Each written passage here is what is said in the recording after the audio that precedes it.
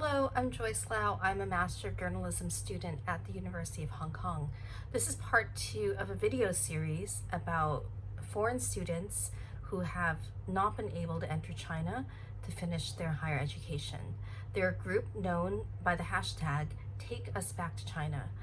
If you want some background on what's been happening with these students over the last 2 years, I have included a link below to the first part of the series.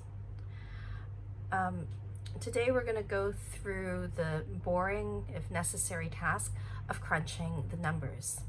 So from what I can tell, this is the largest cohort of higher education students who are still stranded by COVID rules in the world.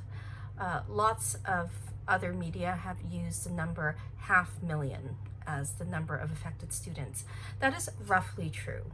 So as a little bit of background, before COVID, China had plans to become a higher education receiving nation, similar to Western countries like the US, Canada, UK, Australia, Western Europe, that receive large numbers of foreign students. So traditionally, students went from Asia or the global south to the West, and China wanted to reverse that by hosting its own foreign students.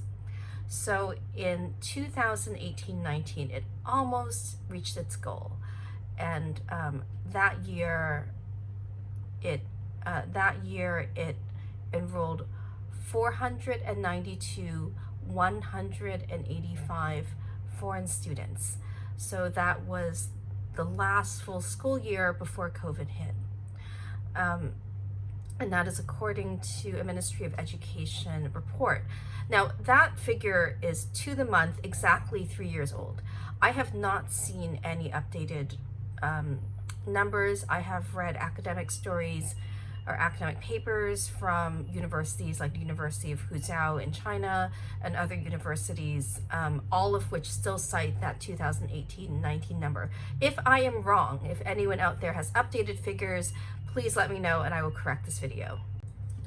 So where do these students come from? You know, when I talk to people about this issue, most people don't even know that there are so many foreign students enrolled in China, because the students generally don't come from the Western world. So 60% of foreign students enrolled in Chinese universities are from Asia. 17% are from Africa, and then 15% from Europe, 7% from the Americas. So roughly 3/4 of this cohort are from the global south or the non-Western world. So how many are actually locked out? Personally, I use a number of about 200,000. This is a caveat that this is my personal estimate based on, as I said, 3-year-old data. That's all I've got. Now, first of all, some exceptional groups have been allowed into China since 2020. Koreans, a couple specific programs like NYU Shanghai, maybe Schwartzman scholars at Tsinghua, and then, you know, in the last month or two, we've heard anecdotally Solomon Islands, maybe Thailand. South China Morning Post did a story that quoted a single student from Armenia who got into Shanghai just as the place went into lockdown. So, you know, I don't have an exact figure. I'm going to guess that the Koreans are the largest group. So I'm going to estimate that about 60,000 students have been in these exceptional groups, have been able to get in. But, you know, if you take 500,000 minus 60,000, you still have 440,000 students who haven't been able to return to school since 2020. And by the way, that is when the border closed due to COVID. Another interesting aspect is what types of programs these students are in. It's roughly half-half, part-time, short-term students and long-term students. So 48% are non-degree students. That probably means they were on a summer exchange or they were taking a language course. Not that, you know, it doesn't suck for these students also, but it's relatively less disruptive to them that they had their programs canceled. So I've been focusing on the 52% who are full-time degree students. They really, you know, they have really suffered because many of them have not been able to graduate. especially since many of them are MBBS students, that's a medical degree, or they're in STEM disciplines that require lab work. So out of the total pie of students, foreign students enrolled in China, a little more than a third are bachelor students, 12% are master's students, 5% are PhD students. By the way, doctoral candidates, even those who are working in labs, have also generally not been able to get back into China. If you take that 440,000 and you take about half of it, you still have 230,000 students.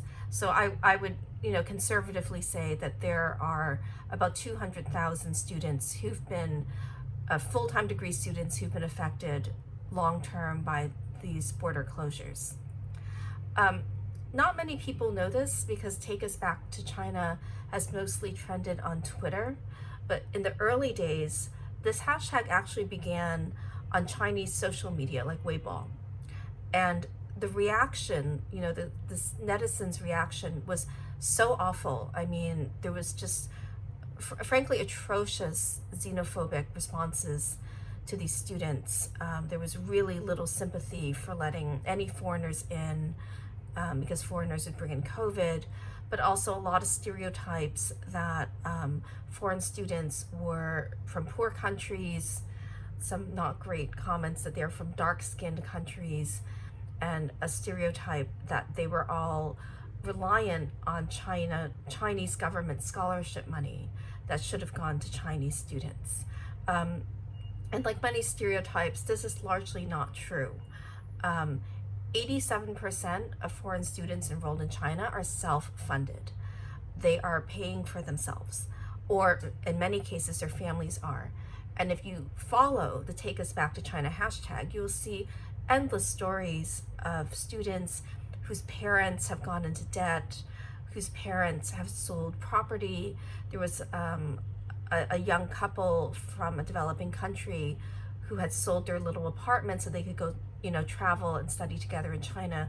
So many of these students are not getting a free ride. They are really in financial straits due to the border closure.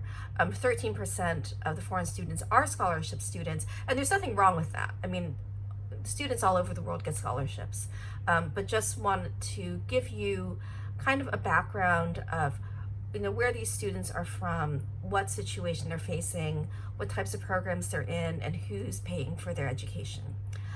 So thank you for joining me for this short video, and I will follow up with more updates on the situation.